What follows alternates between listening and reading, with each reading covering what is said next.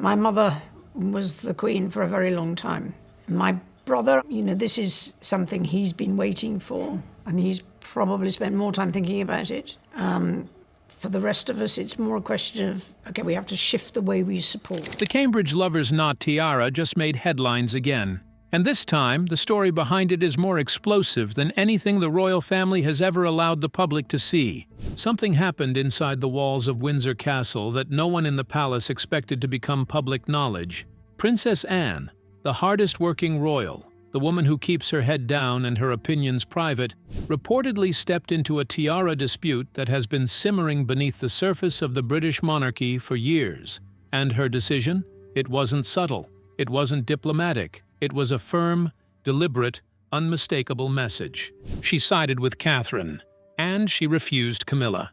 Now, before you dismiss this as another piece of royal gossip, stay with me, because what you're about to hear connects every single thread of royal history, palace politics, and the enduring ghost of Princess Diana into one story that explains everything you've ever wondered about these two women and the crown that sits between them.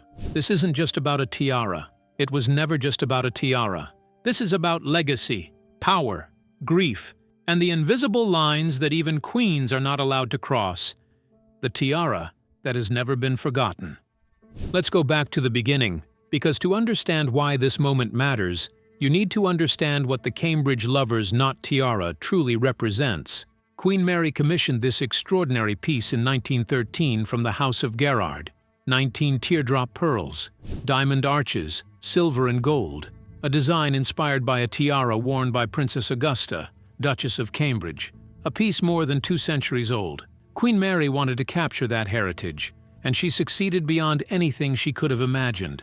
Experts today value the Lovers Knot at approximately $2.7 million, but that number tells you almost nothing about its real worth. Queen Elizabeth II inherited it and wore it through the 1950s. Then, for decades, it faded quietly into the royal vault, largely forgotten by the public, until one woman changed everything. Lady Diana Spencer. The year was 1981, a fairy tale wedding, a world watching, and a queen who, as a wedding gift, placed one of the most significant pieces in the royal collection into the hands of a young woman who had no idea how completely she would make it her own. Diana wore the Lovers Knot to state banquets, royal tours across Hong Kong and Saudi Arabia, diplomatic receptions, and parliamentary openings. She wore it so often, so brilliantly, that the tiara stopped belonging to history and started belonging to her. She once admitted it was heavy and gave her headaches, and she wore it anyway. That tells you everything about Diana's relationship with duty, beauty, and the public she loved. When Diana died in 1997, the tiara went back to the vault. For nearly 18 years, no one wore it, as if the palace itself was in mourning, as if placing it on any other head would be an act of betrayal. And then Catherine wore it. The woman who dared to wear it. 18 years after Diana's death, Catherine, Duchess of Cambridge, arrived at the annual diplomatic reception at Buckingham Palace wearing the Cambridge Lovers Knot Tiara. The response was electric. The internet didn't just notice, the internet erupted. Comparisons to Diana flooded social media within minutes.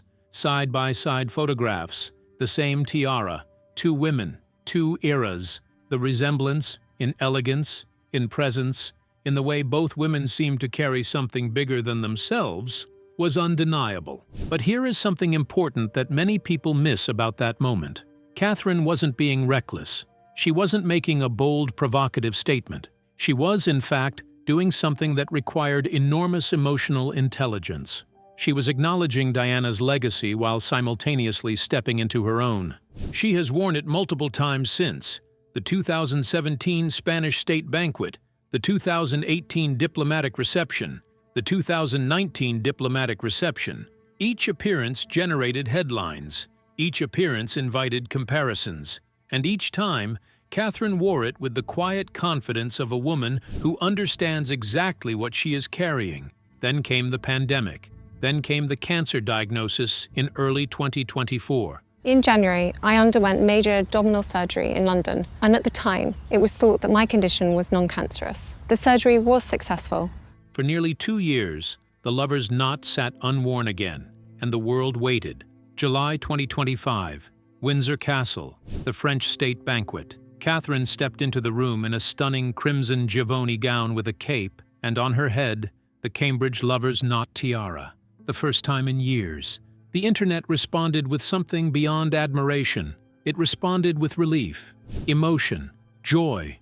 Brigitte Macron, wife of the French president, personally complimented Catherine's elegance. The fashion press declared it one of the decade's defining royal fashion moments.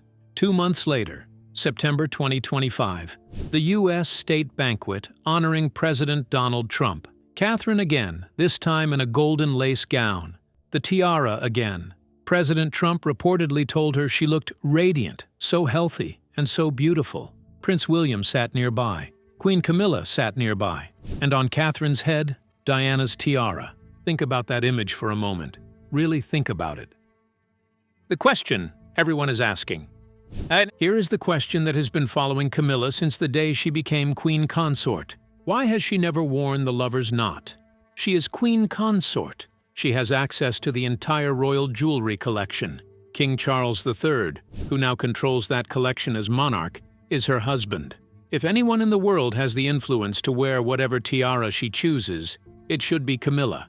And yet, not once, not a single time, not even a rumor of an attempt. The answer that royal commentators give is clean and simple. Camilla is smart enough to know better. She has her favorites: the Greville tiara, the Delhi Durbar, the Belgian sapphire tiara, and most recently Queen Alexandra's kokoshnik, dazzling with over 400 diamonds. In November 2025, she debuted the Greville Emerald kokoshnik at the diplomatic reception. At the December 2025 Qatari state banquet, she wore yet another stunning piece from the collection. Camilla is not lacking for options. She is not pining after Diana's tiara. By all accounts, she is entirely content. But here is where the story gets complicated, because entirely content and never considered it are not the same thing, and palace walls, however thick, have always had a way of letting certain whispers out. What happened inside Windsor? Royal sources, and this is where the story takes a turn that will make you pause, have indicated that a conversation took place. Not a formal request, not a letter, not an official petition through palace channels. A conversation.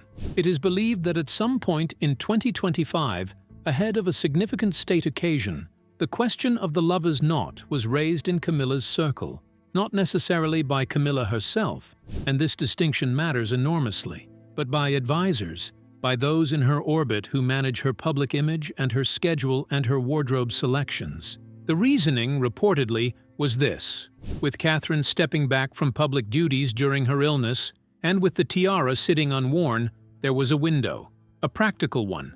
State occasions demand tiaras. The lover's knot is magnificent, and perhaps, after enough time, enough goodwill, enough of Camilla's own work in the public eye, perhaps the association with Diana had softened enough. That conversation, reportedly, reached Princess Anne. Why Princess Anne? Now, you might ask, why would Princess Anne have any say in this? She doesn't control the vault. She doesn't manage the royal wardrobe. She is not in the line of succession in a way that grants her administrative power over the jewelry collection. But Princess Anne's influence inside the royal family operates on a completely different currency. She is the most tireless working royal in the family. She carries out more official engagements per year than almost any other member of the firm. She has no patience for drama, no appetite for politics, and no tolerance for what she considers unnecessary complications. And she has, over decades of royal service, earned a quiet authority that even kings respect. She also loved Diana. This is a detail that the public often forgets or overlooks. The relationship between Anne and Diana was complicated in ways that families always are. There were differences in temperament, in approach, in how each woman understood her role. But Anne was also fiercely protective of Diana in ways that rarely made headlines. She watched what happened to Diana. She watched the marriage, the media, the heartbreak, and finally, the tragedy. And she has never, not once, treated Diana's memory with anything less than the dignity it deserves. When word of that conversation, that advisory whisper about the lover's knot, reached Anne, she did not respond through channels. She did not write a memo. She did not schedule a meeting. She reportedly made her position clear immediately, directly, and without ambiguity. The answer was no. A refusal that echoes through history. Now pause for a second and really consider what this means. Princess Anne does not make public statements about internal palace matters. She does not engage in royal family feuds that end up in the tabloids. She is, famously, the most private public figure in Britain. So when she reportedly takes a stand, when she reportedly says clearly and without equivocation that Diana's tiara should not go to Camilla, that is not a small thing. That is Princess Anne drawing a line in the sand. And in the same motion, sources indicate she made something else known. The Lovers' Knot belongs with Catherine, not because of a formal decree, not because of a written rule, but because of something older and more powerful than any rule, because of what is right, because Catherine is the Princess of Wales, because Catherine is Diana's true successor in that title, that role, and that responsibility, and because Diana's tiara belongs on the head of the woman who is carrying Diana's legacy forward. Can you feel the weight of that? Because if you were Catherine, recovering from cancer, rebuilding your public presence, carrying the grief of a health crisis while continuing to serve your country, and you learned that the woman whose relationship with your late mother-in-law is one of history's most painful love triangles had been considering wearing Diana's crown, what would you feel? And what would it mean to know that Princess Anne, the Iron Princess, the woman who doesn't do drama, stood in the way and said no? Catherine's return and what it means.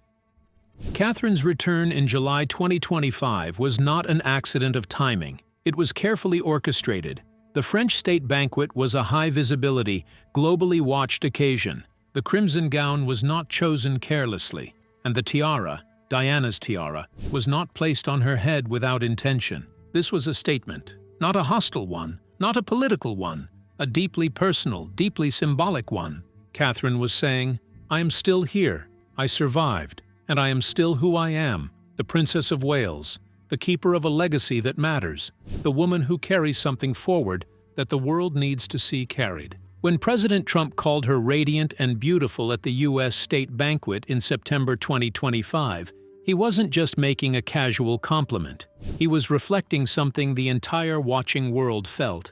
Catherine, with Diana's tiara on her head, exuded a kind of grace that felt earned, not inherited, not borrowed, earned, through years of service, through illness, through grief, through survival. In December 2025, she surprised everyone by debuting Queen Victoria's Oriental Circlet tiara at the German state banquet, a piece unseen in 20 years, beloved by the Queen Mother. This moment told a more nuanced story than even the Lovers' Knot appearances had. It showed that Catherine is not simply Diana's echo. She is her own royal woman, connecting herself not to one legacy, but to many, building a royal identity that spans generations. She wore Diana's tiara, and then she wore Victoria's tiara. And in doing so, she positioned herself as something extraordinary, a bridge between the most beloved women in British royal history. Camilla's position, the complexity beneath the surface. Now, in the interest of honesty and fairness, because this story deserves both, we must be clear about something. Camilla has done remarkable work as Queen Consort. Her advocacy for literacy and education, her raising of awareness around domestic violence, a cause she has championed with genuine personal commitment, her support for military families, her gradual, painstaking effort to win public trust after years of being one of the most controversial figures in British royal history. None of that is nothing.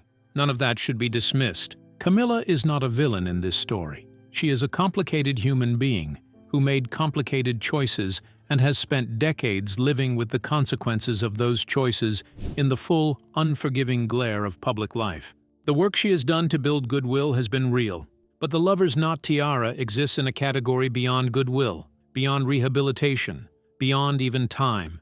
It is Diana's, in every way that matters to the public, to the millions of people around the world who still grieve that beautiful, complicated, luminous woman.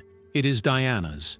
And the public's ownership of Diana's memory is something that no amount of palace PR can manage away. Jewelry experts have been consistent on this point for years. Wearing the Lover's Knot would not be a neutral act for Camilla. It would not be a gracious nod to history.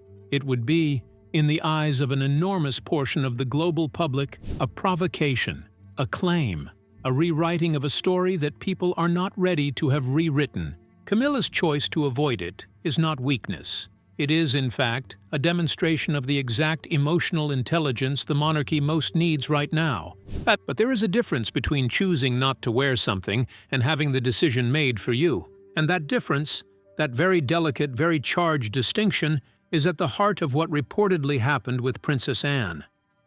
The unspoken rules of royal jewelry. Here is something that most people watching royal coverage never fully understand. The British royal jewelry collection is not a communal wardrobe. It is not a simple matter of access and occasion. It is a living archive of emotional meaning, political symbolism, family history, and public expectation. And every significant piece within it carries invisible weight that those outside the family cannot easily calculate. Some tiaras are crown property, passing from monarch to monarch. Some are personal property, fully owned by individuals. And some, including the Lovers Knot, fall into a middle category. They belong to the monarch and are loaned to family members based on a complex web of tradition, rank, protocol, and unspoken understanding. King Charles III controls the Lovers Knot. Technically, he could loan it to anyone he chooses. He could hand it to Camilla tomorrow. He could lock it in a vault and never let anyone near it. These are within his rights as monarch. But kingship, real kingship, the kind that holds a monarchy together across centuries, is not about exercising every right available to you. It is about understanding which choices will sustain the institution and which will fracture it. Charles watched his first marriage fall apart in front of the entire world. He watched his mother navigate decades of public pressure with extraordinary discipline. He watched his son's wife recover from cancer and return to public life and wear Diana's tiara in front of world leaders. He understands what that tiara means. And Princess Anne, his sister, the woman who has been by his side through everything, she made her position known. No. What this tells us about the future.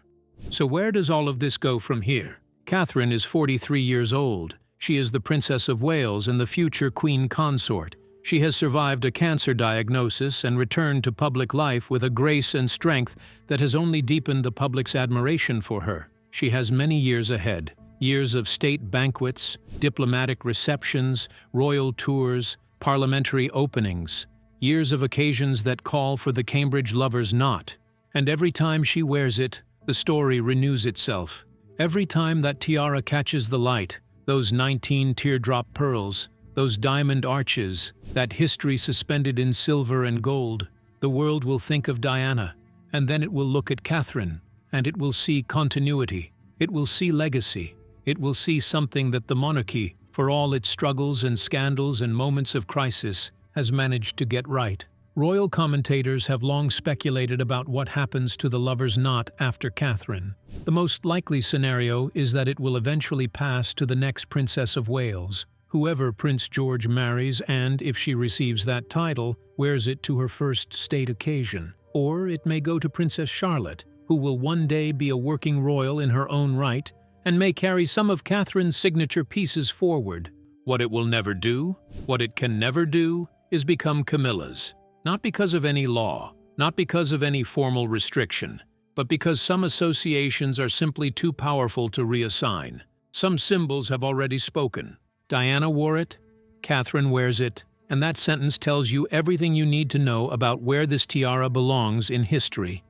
The moment that reverberated. Let us return, one final time, to the moment at the center of this story. Princess Anne, private, disciplined, formidable, reportedly drew a line. She blocked a quiet advisory push to give Camilla access to Diana's tiara, and in the same breath, she reinforced what most of the watching world already felt. The Lovers Knot belongs with Catherine. Think about what that means for a family that communicates in symbols, in protocol, in choices made and choices deliberately not made. Think about what it means for Catherine, still healing, still rebuilding, still carrying her role with the kind of steady dignity that takes your breath away, to have that backing. Think about what it means for Camilla, working hard every day to build a legacy of her own, wearing extraordinary tiaras, doing genuine good in her role as queen consort, to have that door quietly, firmly closed. And think about what it means for Diana. 30 years gone, and still the most electrifying presence in the room whenever her name is spoken, her ring mentioned, her tiara raised. Still the woman whose memory holds the entire institution accountable. Still the people's princess in ways that no title, no time, and no amount of revisionist history can diminish. This is not a story about palace drama. It is not a story about family conflict or petty jealousy or royal score settling. It is a story about what it means to honor someone's legacy, about the difference between wearing a symbol and earning the right to wear it, about the quiet, fierce, unglamorous work of protecting what matters against the slow erosion of time and convenience. Princess Anne understood that. She acted on it, and in doing so, she reminded the world, and perhaps the palace, that some things are not negotiable. Your thoughts matter. Now I want to hear from you, because this story raises questions that don't have easy answers. Do you think Princess Anne was right to intervene? Was this an act of protection, or an overreach? Is it fair that Camilla is effectively permanently excluded from wearing a piece that technically her husband controls? And what about Catherine? She has worn the lover's knot with extraordinary grace, but does wearing it honor Diana, or does it risk overshadowing her? And here's the biggest question of all.